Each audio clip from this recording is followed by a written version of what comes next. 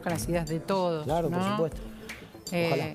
Tenemos que meternos en el tema internacional, no es bueno. Ustedes saben que en las últimas horas hubo ataques, bombardeos a Kiev, también a Lviv, son ciudades importantes. Lviv es la segunda en importancia en Ucrania, bombardeos después de semanas, no son buenas noticias. Y tampoco es buena la noticia de la salud de Putin. ¿Por qué? Porque hay quienes interpretan, Mariana, que si Putin no tiene nada que perder porque está muy enfermo, entonces juega así a lo bruto. Se lo vamos a preguntar en un ratito a Jorge Castro. ¿Cuáles son las noticias ahora de la salud de Putin? Mariana, contanos. Bueno, lo que se sabe es que tiene graves problemas de salud. Hay investigaciones, hay personas que pertenecieron al Kremlin que ya no están allí, que saben que Putin tiene graves problemas de salud y que esto podría llevarlo a dejar en el invierno de 2022 o 2023 el gobierno, porque el Kremlin dice, bueno, ¿quién va a gobernar? ¿Un discapacitado? Dicen que tiene Parkinson y un diagnóstico mucho más grave y fatal que tiene que ver con un cáncer. En las listas de sus viajes hay, digamos, un médico, figura la presencia permanente de un médico oncólogo de tiroides específicamente. Por otro lado, se lo ha visto desde septiembre de 2022 aparecer y empezar a mostrar algunos síntomas, ¿no? En esta, por ejemplo, imagen que estamos viendo, está reunido con uno de los más cercanos que tienen que ver con el Kremlin, y ahí le estaba diciendo algo que tenía que ver con ponerle fin a este avance contra la acería. Y fíjate, si vemos la imagen, que se está sosteniendo de manera fuerte con la mesa en uno de los brazos, porque se considera que estaba teniendo temblores, ¿no? Empiezan a verse estos síntomas, temblores, desestabilización, bamboleo. Se lo vio también en las Pascuas en una de las catedrales allí, sintiéndose muy inestable. Y bueno, se dice que Putin está enfermo y que podría ser reemplazado, que podría dejar el gobierno. Le quiero preguntar, si me dejas ya mismo a Jorge Castro, estos dos escenarios. Primero, ¿qué pasa si es cierto y él está tan enfermo y un poco está jugando, jugando entre comillas, ¿no? a la guerra? Porque no tiene nada que perder. Y por otro lado, ¿qué pasa si se muere Putin, no? Porque están cada vez más los datos de que él está enfermo. Jorge. Yo no contaría con la posibilidad de que el presidente Vladimir Putin esté enfermo. Ejerce el poder político en Rusia hace 22 años. En el transcurso de esos 22 años ha dirigido a Rusia y por lo tanto al ejército ruso a lo largo de 3 guerras. Esta es la cuarta. Al mismo tiempo ha logrado reconstruir el Estado ruso, que se encontraba virtualmente desintegrado en la presidencia de Boris Yeltsin. Me parece que desde el punto de vista político, estratégico, hay que presumir un buen estado de salud del presidente Vladimir Putin. Bueno, muy bien. Mientras nos llegan esas informaciones, dice muy sólido, muy sólidamente, dice Jorge Castro, este no es el escenario. Ahora, hay otro escenario que sí, que es casi, digamos, un deadline, ¿no? Un día clave, que es el 9 de mayo. 9 de mayo es un día en el que Putin va a estar públicamente, seguramente dando un discurso, un día importante para Rusia, y donde él quiere, yo creo que lo escuché a Jorge Castro que me lo dijo, ¿no? Él quiere ahí contar una victoria, ¿verdad, Jorge? El 9 de mayo es el aniversario del fin de la Segunda Guerra Mundial, y por lo tanto de la derrota del Tercer Reich encabezado por Adolfo Hitler. La Segunda Guerra Mundial, el frente fundamental que decidió la guerra fue el frente oriental. La batalla decisiva de la Segunda Guerra Mundial fue la batalla de Stalingrado. Esta fue la que resolvió en términos estratégicos el conflicto en el mundo. La batalla de Stalingrado, de más está decir, tuvo lugar en Rusia, encabezada por Stalin. De ahí la ciudad Stalingrado.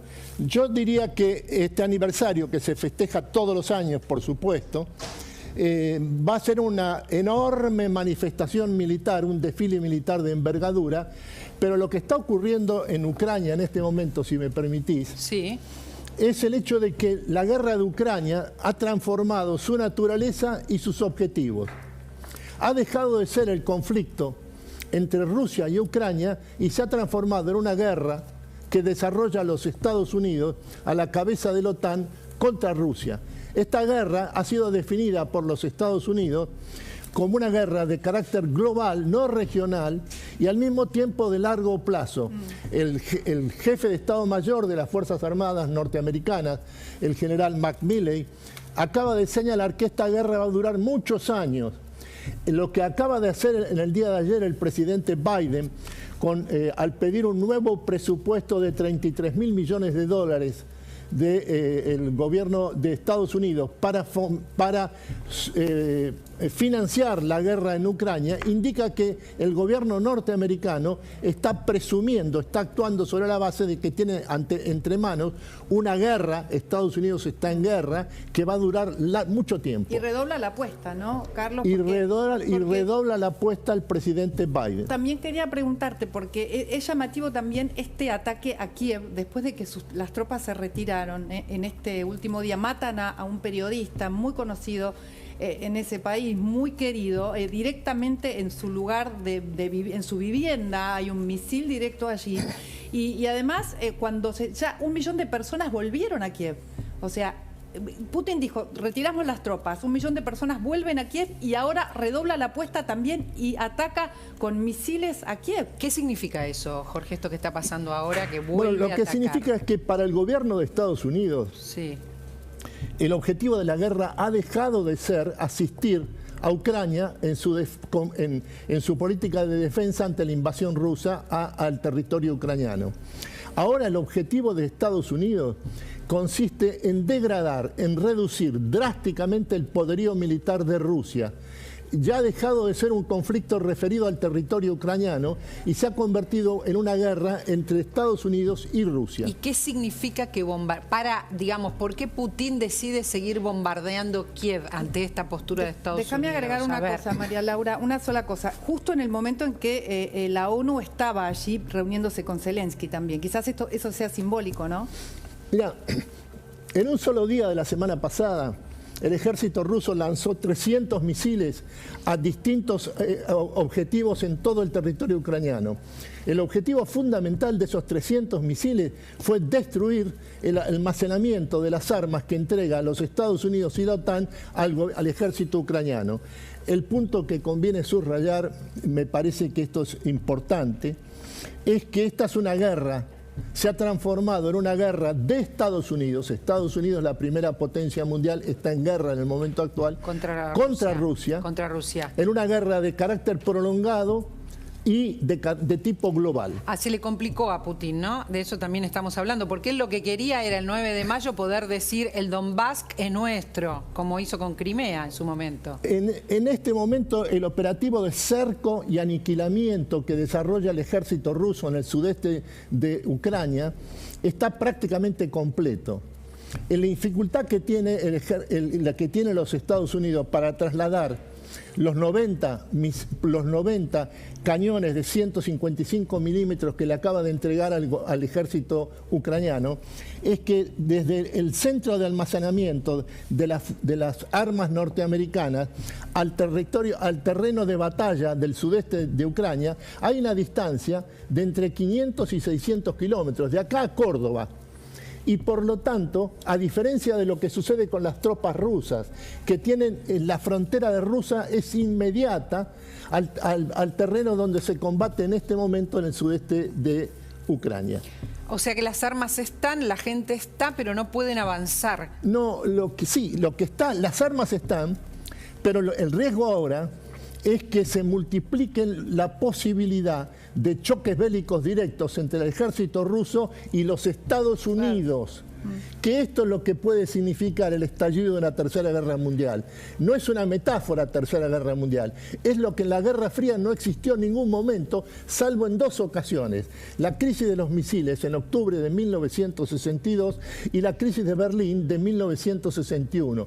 Estas fueron las 2 únicas ocasiones que a lo largo de 40 años que duró la Guerra Fría hubo la posibilidad de un choque bélico directo entre Estados Unidos y la Unión Soviética. Ahora se están multiplicando la posibilidad de que haya choque bélico directo entre las fuerzas rusas y las norteamericanas. Vos fíjate que la semana pasada nos había contado Jorge Castro aquí que estaban llegando las armas, que seguían, que cada vez había más, que Estados Unidos estaba mandando, que había maneras de que llegaran, la cantidad, las armas ofensivas, recuerdo la descripción de todo esto que nos fuiste adelantando, ahora están, y qué posibilidades hay en el corto, mediano plazo de este enfrentamiento que vos estás anunciando. Se están multiplicando la posibilidad de un choque bélico directo entre las fuerzas norteamericanas y las fuerzas rusas. Sí. ¿Qué es lo que puede convertir este conflicto en una tercera guerra mundial? ¿A qué distancia estamos de que esto suceda? Se están multiplicando, ahora. Están distribuyendo las fuerzas, además el Pentágono acaba de informar que la distribución de estos 90 cañones de 155 milímetros, que son armas totalmente ofensivas, las va a realizar las propias tripulaciones norteamericanas en territorio ucraniano. Cada uno de estas transmisiones o de esta forma de llevar las armas a territorio ucraniano es ocasión para que haya un choque bélico directo con las fuerzas norteamericanas. Está clarísimo. Mariana nos mostraba ayer este misil, ¿no? Era un misil único, ¿no? Sí, preguntarle justamente por eso, porque Putin amenazó, ¿no? Que dice tener un arma que no tiene nadie y que de la cual nadie puede presumir y que él sí la tiene y que la va a usar cuando sea necesario. La mostró, ¿no? la vimos, la ostentó, Jorge, esta arma que si pudiéramos volver a encontrarla. Hay que tomar en cuenta de que Rusia es una potencia nuclear y también misilística. Es heredera de la Unión Soviética en lo que se refiere al armamento nuclear y al armamento misilístico. Y eso es lo que preocupa al mundo, ¿verdad? Pero hace bien en preocuparse.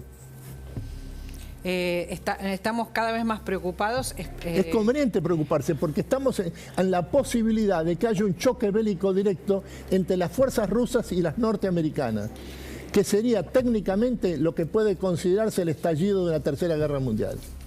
Ahora, el despliegue que hace, porque esto lo que hizo hasta ahora es una demostración, sobre todo con este supermisil que tiene Rusia. ¿Este despliegue puede traer consecuencias después, más allá de esto? Digo, porque da la sensación que el mundo entró a un estado subió a un estadio, de violencia distinto del que va a ser difícil bajar, aunque se calme o se llegue a algún acuerdo en Ucrania. Y ahora va la segunda parte. O eso se termina si se muere Putin. Y perdón que lo pregunte en total. Conviene el tema de si la salud de Putin, si se muere o no Putin, conviene desde el punto de vista analítico dejarlas de lado. Es muy probable que tenga una salud de hierro, sobre todo en el momento más agudo del conflicto. Sí, vamos a dejarlo de lado. Sí. Si lo dice Jorge Castro, yo lo dejo de lado por un largo rato, por más que los medios, claro, le cuenten que puede llegar a tener alguna de estas enfermedades. Sí, algunas investigaciones. ¿No? Sí. Ponele que es así. Lo que dice Jorge Castro es que no hay información contundente sobre que esté tan enfermo. Es más el deseo, la expresión de deseo. ¿Será así, Jorge? Pues, ¿Será la expresión de deseo? Hay que tomar en cuenta que Estados Unidos está ganando la guerra en el terreno decisivo de las guerras del siglo XXI, que es la guerra de la información. Y esto también es una operación de Estados Unidos, es decir, que está con, por ejemplo, mal de Parkinson o cáncer. Basta ver la prensa mundial. Este tema que están como conversando sobre la salud de Putin, está en los medios del mundo. Claro, justamente. A la misma hora, en el mismo momento. Usted dice, Jorge, que tiene que ver con esta guerra de la información y que esto está de alguna forma promovido por Estados Unidos. No. Yo creo que en la guerra de la información la verdad existe, pero es parte del conflicto. O sea que lo tomamos con pinzas. Exactamente. Lo tomamos con pinzas. Lo que no hay que tomar con pinzas es lo que Jorge acaba de decir, que está comprobado, que está...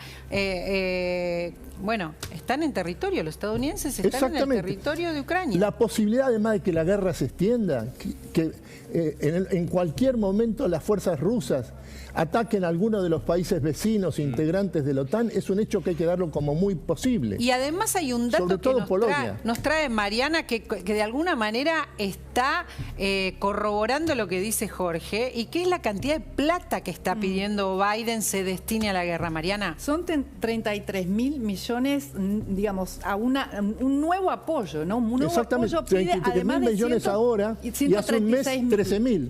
Sí, y digamos, esto es como redobla la apuesta de una manera absolutamente contundente, Biden. Es y muestra casi el compromiso 3 veces. total además, de Estados Unidos. Jorge, y además lo que dice es, mientras siga habiendo estos ataques, mientras siga habiendo crímenes de guerra, nosotros vamos a estar ahí, vamos a seguir atacando, vamos a seguir proveyendo a Ucrania de, digamos, material para su defensa. Exactamente. Y va a haber una intervención directa, que es lo que está ocurriendo en este momento de los Estados Unidos en la guerra. Este dato es clave, ¿no? Por eso es que hoy nos estamos ocupando de esto y porque estas cosas están pasando en tiempo real. 13.000 millones, recuerdo, Mariana, cuando vos contaste, Joe Biden pide 13.000 millones para darle a Ucrania en la defensa, ahora son 33.000, casi 3 veces, ¿no? Exactamente. Que se suman a esos 16.000, ¿no? A esos 13.600, perdón. Es una intervención de los Estados Unidos. Es un presupuesto para una guerra prolongada. Claro. Una guerra prolongada. El 9 de mayo no podrá entonces el día de público. Pero lo va a festejar igual. ¿Lo va a festejar igual? Es la fecha nacional en Rusia. ¿Va a tener algo que anunciar, Jorge? No sé, pero lo que no se puede perder es el desfile que hay ahí. Claro. Hay ensayos. Es uno de los 3 ejércitos. El ejército ruso es uno de los 3 ejércitos más poderosos del mundo. Estamos siguiendo muy de cerca la guerra de Rusia porque además Rusia, porque es la guerra de Rusia, está bien dicho, ¿no? Es Rusia es la guerra, contra a esta Ucrania. altura es la guerra de Estados Unidos contra Rusia. Bueno, ahora es como, pero empezó Rusia, ¿no? Estamos de acuerdo. Empezó, pero ahora interviene Estados Unidos, que es la primera superpotencia mundial, ¿no? Estamos siguiendo muy de cerca porque se siguen sumando informaciones que nos parecen clave. Por eso estamos siguiendo suma y lamentablemente, simultáneamente, tenemos que hablar de los bombardeos. Hay bombardeos, sigue habiendo bombardeos. Como bien dijo Mariana, la gente estaba volviendo a Kiev. Estaba volviendo porque estaba tranquilo, mucha gente estaba volviendo a Kiev y sigue habiendo bombardeos con muertes. Esa es lo que estamos viendo por estas horas, incluso también en Lviv, decíamos, y lo lamentamos muchísimo. Habíamos dejado de hablar de esto, ¿no? De los ataques, Mariana. Sí, lo llamativo es la muerte de un periodista, además, digamos, bancado por Estados Unidos, sostenido por Estados Unidos allí en Ucrania hace mucho tiempo, que trabaja ahí desde 2018 y que muere en su vivienda justamente por uno de estos misiles en Kiev. Y lo llamativo también es que hubo mucha gente que ya volvió, se había ido de Kiev y 1 millón de personas volvieron porque había dicho Putin que dejaba Kiev y que iba justamente al Donbass y a todo ese puente hacia Crimea que iba a ser lo que quería anunciar el 9 de mayo, ¿no? ¿Cómo queda el resto de los países? ¿Cómo quedan, por ejemplo, Gran Bretaña, Jorge, ante esto que está pasando ante Estados Unidos como mascarón de proa contra Rusia? Gran Bretaña se ha transformado en el principal aliado de los Estados Unidos en este esfuerzo de guerra contra Rusia. A la cabeza de lo que todo indica que en términos mundiales es una nueva guerra fría, sí, pero que en términos específicos del continente europeo es una guerra incluso convencional contra Rusia de parte de la OTAN y de los Estados Unidos. Y vamos a compartir qué consecuencias trae la guerra. La guerra trae, lo venimos diciendo, inflación. Trae inflación en todo el mundo. Complica todo. Nosotros